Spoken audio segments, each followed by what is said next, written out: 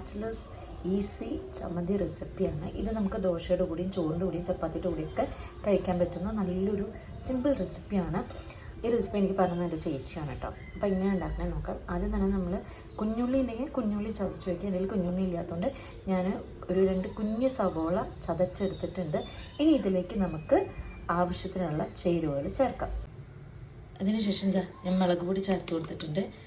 1 ടീസ്പൂണും പിന്നെ ഒരു 1/4 ടീസ്പൂണും കൂടി ഞാൻ ചേർത്തിട്ടുണ്ട്. ഇത് അധികം എരിവില്ലാത്ത മുളക് പൊടി ആയതുകൊണ്ടാണ് കേട്ടോ. നിങ്ങളുടെ മുളക് പൊടിക്ക് എരിവുണ്ടെന്നുണ്ടെങ്കിൽ 1 സ്പൂൺ ചേർത്താൽ മതി. ഇതിലേക്ക് നമ്മൾ ചേർക്കാൻ പോകുന്നത് 1 നുള്ള് ഉപ്പ്. അത് നിങ്ങളുടെ ആവശ്യാനുസരണം ഉപ്പ് ചേർത്ത് കൊടുക്കുക അതിലേക്ക്. ഇതേ നമ്മളിവിടെ ഒരു പാത്രത്തിലേക്ക് 2 ടേബിൾ സ്പൂൺ എണ്ണ ഒഴിച്ചിട്ടുണ്ട്, വെളിച്ചെണ്ണ ഒഴിച്ചിട്ടുണ്ട്. അത് നന്നായി ഒന്ന് തിളച്ച് വരട്ടെ. തിളച്ച് വന്നു കഴിഞ്ഞാൽ അത് നമ്മൾ നേരത്തെ തയ്യാറാക്കി വെച്ച് കൂട്ടിലേക്ക് ചേർത്ത് കൊടുക്കുകയാണ് ചെയ്യുന്നത്. വേറെ ഒന്നും നമ്മളിതിൽ ആഡ് ചെയ്യുന്നില്ല. അപ്പം നമ്മളിതവിടെ എണ്ണ തിളപ്പിച്ച് വെച്ചിട്ടുണ്ട്. ഇനി ആ എണ്ണ നമുക്ക് ഈ കൂട്ടിലേക്ക് ഒഴിച്ചു കൊടുക്കാം.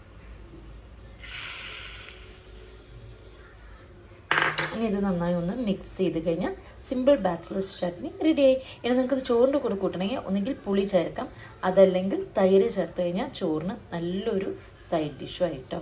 അപ്പോൾ എല്ലാവരും ഒന്ന് ട്രൈ ചെയ്ത് നോക്കുക, കമൻറ്റ്സ് അറിയിക്കുക. Thank you for watching. By.